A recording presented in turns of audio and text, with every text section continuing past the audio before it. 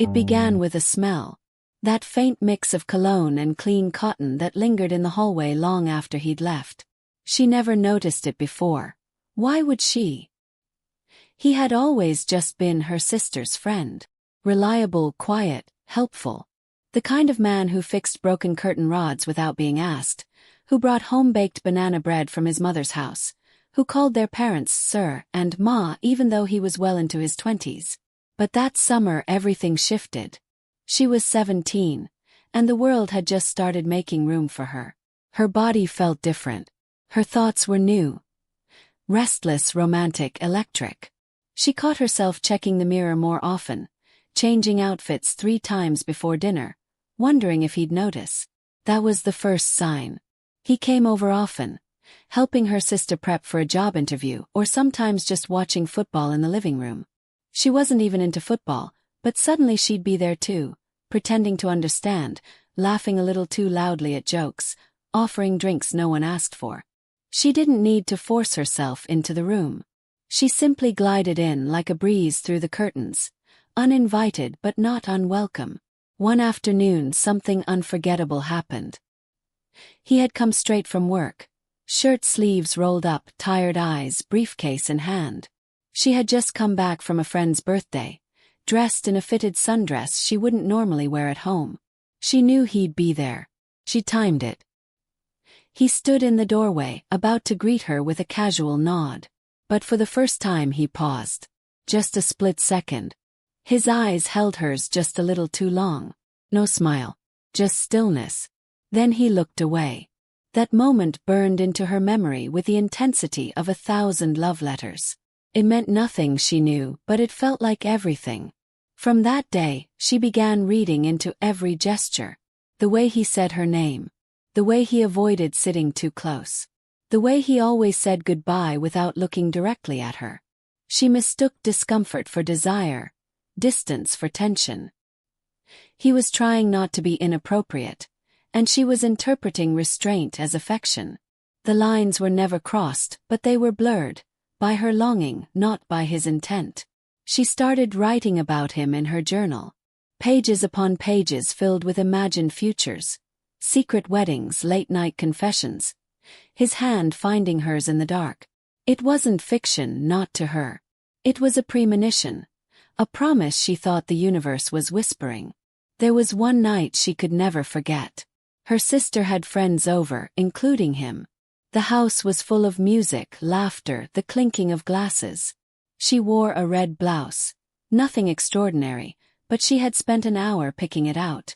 She noticed him glance once. Only once. And even if it meant nothing, it gave her the fuel to believe for weeks. When he left that night, she walked out to the balcony and watched his taillights disappear into the night. She whispered a wish into the warm air. One day, he'll see me the way I see him. I was 17, wide-eyed and waiting for a smile to mean a little more. You were laughter in my sister's hallway, and I was tracing footsteps on the floor. You never said a single word I wanted, but I held on like it was mine. I chased you through a dream I crafted, one-sided, it's sweet and blind. You were the man who stayed just out of reach. That was the beginning. Not of a love story between two people, but of a quiet, aching journey inside one young woman's heart, where butterflies stirred violently in a place that had just awakened. It wasn't just a crush anymore. It had become a pursuit. A silent, relentless chase that lived inside her chest, urging her to find new ways to be seen, not just noticed but truly seen by him. She became a presence he couldn't ignore. Not loud or dramatic, but ever present, like a gentle echo in the corners of his life. Every opportunity, every excuse, every event he might attend, she found a way to be there. One Sunday afternoon, he mentioned helping a friend move into a new apartment. Her sister had plans, but she volunteered to help. He looked mildly surprised but said nothing. She carried boxes, fetched drinks, made herself useful. She wore jeans and an oversized shirt, but still caught herself checking his face for even a flicker of interest. None came. Yet she didn't give up. She took note of his habits. She discovered he jogged every Saturday morning near the park a few blocks from their estate. The next weekend she started jogging too. First she just passed by. Then one day she timed it. She jogged past him, offered a casual smile and a hey. He was cordial. Brief. She circled back out of breath. Not from running, but from the wild, foolish hope that this was a sign of something beginning. It wasn't. He started changing his jogging route. Still she persisted. Not in desperation, but in that youthful, determined, slightly delusional way love sometimes looks when it hasn't been tempered by heartbreak. She cooked something for her sister's birthday, a recipe she'd perfected for days, knowing he'd be there for the celebration. She served him first. He thanked her, complimented the food, and moved on to the next conversation. She analyzed that compliment for weeks. But the most dramatic moment, the one that defined this chapter, came one rainy evening. Her sister had organized a group dinner at a friend's place. He was expected. So was she. But the moment he walked into the room and saw her sitting at the corner, already waiting, something in his face changed. He was polite as always but kept a notable distance. He barely looked her way the entire evening. Not with anger. Not with annoyance. But with the kind of quiet discomfort people reserve for situations they wish they weren't in. She laughed at jokes, tried to draw him into conversations, even made a comment about something only he would understand. He offered her a thin smile, polite nod, and turned back to the group. On the drive home, seated next to her sister in the back seat while he drove, she stared out the window, tears quietly pooling in her eyes. Her sister didn't notice. But he did. His knuckles tightened on the steering wheel. That night, she wrote in her journal. He's slipping away. But why does it hurt like we ever belonged to each other? He wasn't cruel. He never crossed the line, never led her on. But in his silence, in his restraint, she kept finding reasons to believe. Love had turned into a one-sided obsession. A painful, slow dance with a man who was doing everything he could not to dance. Still she chased the butterflies. Because for her, it wasn't about winning him. It was about not letting go of the only thing that made her heart feel alive. And even when the silence stretched too far, when her sister quietly warned her to be careful, to let things go, she just smiled. Because to her, this wasn't a mistake.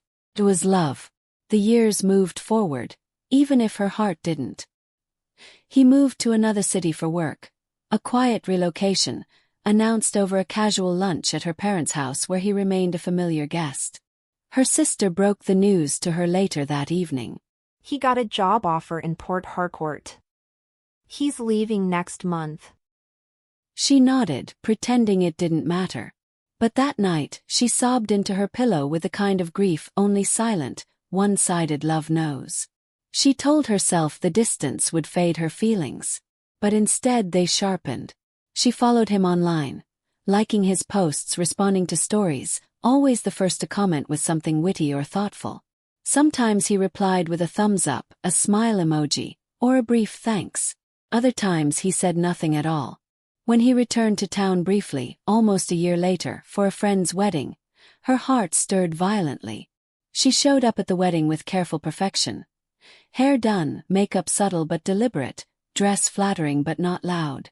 She wasn't just attending, she was arriving. Every step she took, she imagined him watching.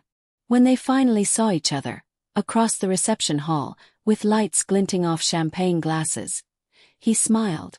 Kind distant smile. He walked over to greet her. You look well, he said. So did he. In fact, he looked more grown-up, more confident, more out of reach. They talked for a few minutes. The exchange was polite, friendly. But every second felt like she was screaming silently beneath her calm. She dared to ask. How's life there? He answered warmly. busy. Good. He didn't ask how she was. He didn't ask about anything that mattered to her. Still she clung to the moment. As he left to speak with someone else, she caught herself whispering. Come back. Just see me. really see me. After the wedding, she began writing letters she never sent. Love letters, confessions, honest pieces of her heart poured onto paper. She kept them in a box under her bed. Dozens of them. Then came the final fracture. It happened quietly, like all devastating things do. She saw it on Instagram first. A picture of him and another woman. Not just any woman. She looked solid, graceful, confident. Her smile wasn't flashy, but it was real. The caption read, Grateful for real ones. A week later came a photo of them at a dinner table. His hand on hers. Then came a birthday post. Then a picture with both families. And finally, 6 months later, the wedding announcement. He had chosen someone else. Not someone younger. Not someone flashier. But someone who was his equal in time, in experience, in the stage of life he was now firmly planted in. The ache was hollow and deep. Not the heartbreak of betrayal, but the collapse of a fantasy that had lived inside her for too long.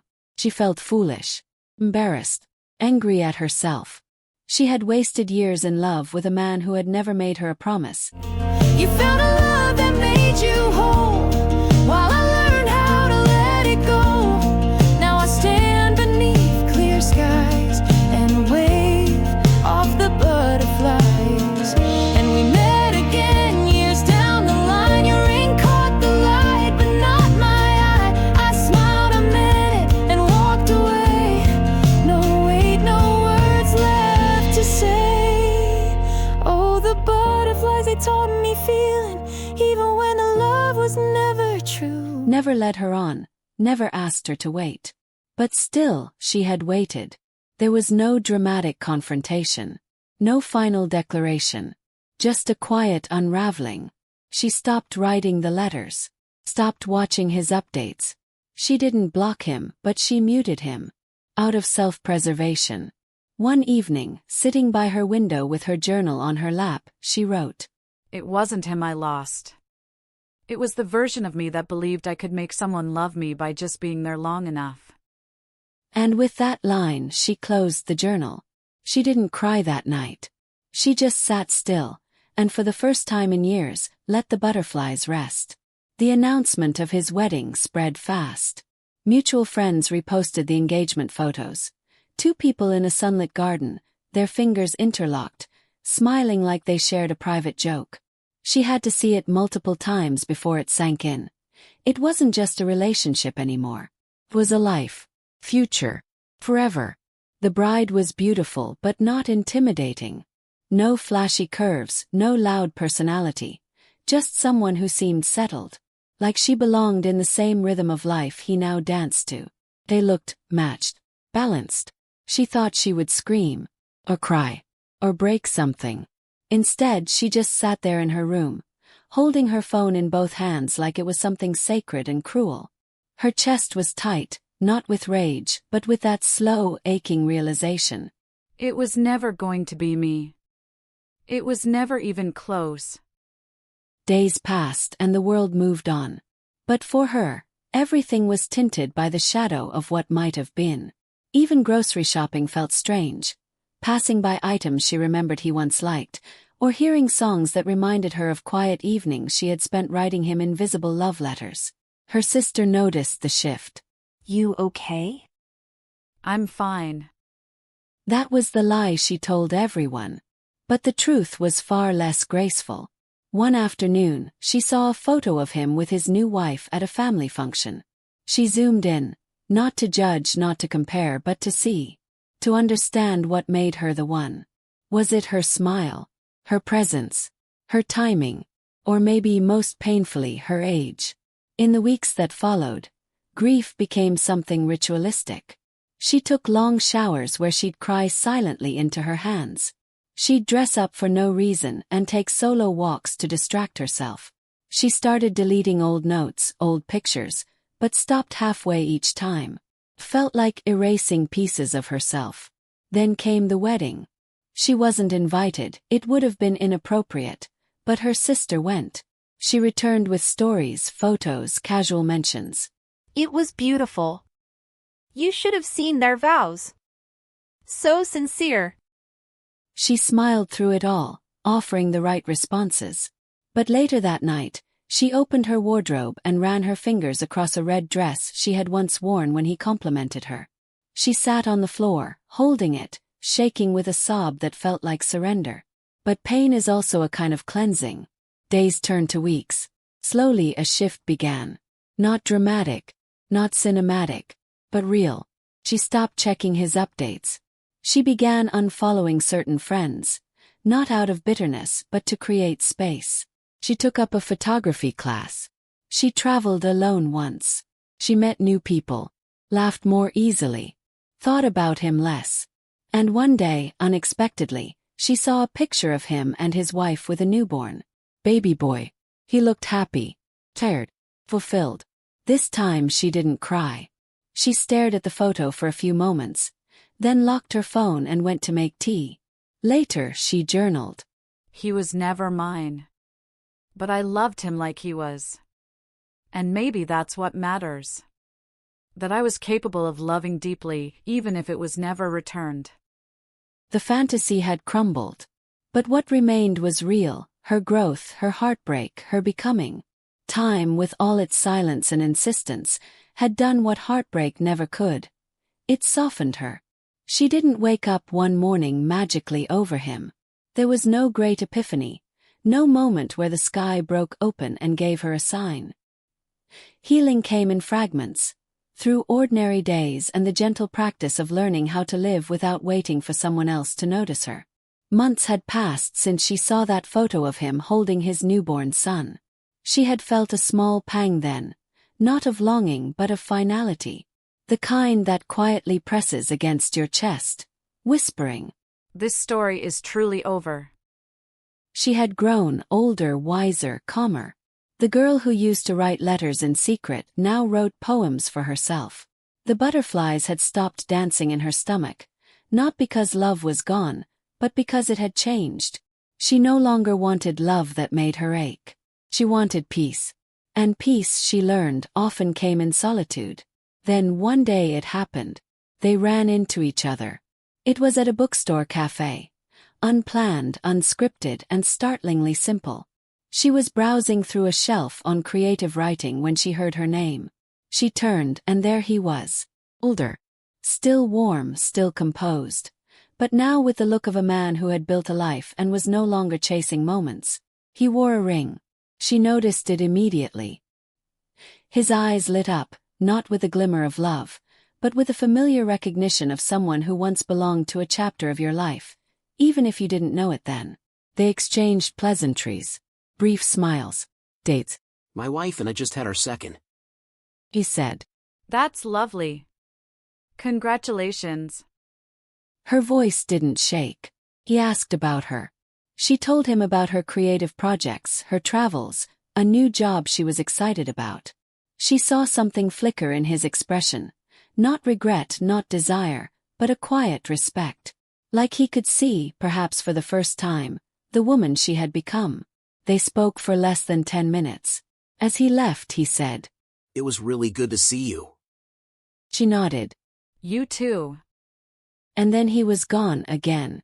But this time there was no pain, no longing, just stillness. And maybe, underneath that, a soft kind of pride. She sat down in the cafe, ordered a coffee, and opened her journal. No tears. No dramatic monologue. Just a new entry. "I don't love him anymore. But I loved him well. And I'm proud of the girl who did, even if she was a little lost. She taught me how deep I could feel. Now I'm ready to feel that deeply for someone who chooses me too." That night, she walked home in the warm evening air. No butterflies. Just the steady beat of her own heart, finally flying in its own direction. It wasn't the story she once hoped for, but it was hers. And that made it beautiful. Without stealing someone else's view, I won't chase shadows anymore. I've gone through what I waited for. Now I rise where silence flies, no longer chasing butterflies. So here's to the girl I used to be. who fight.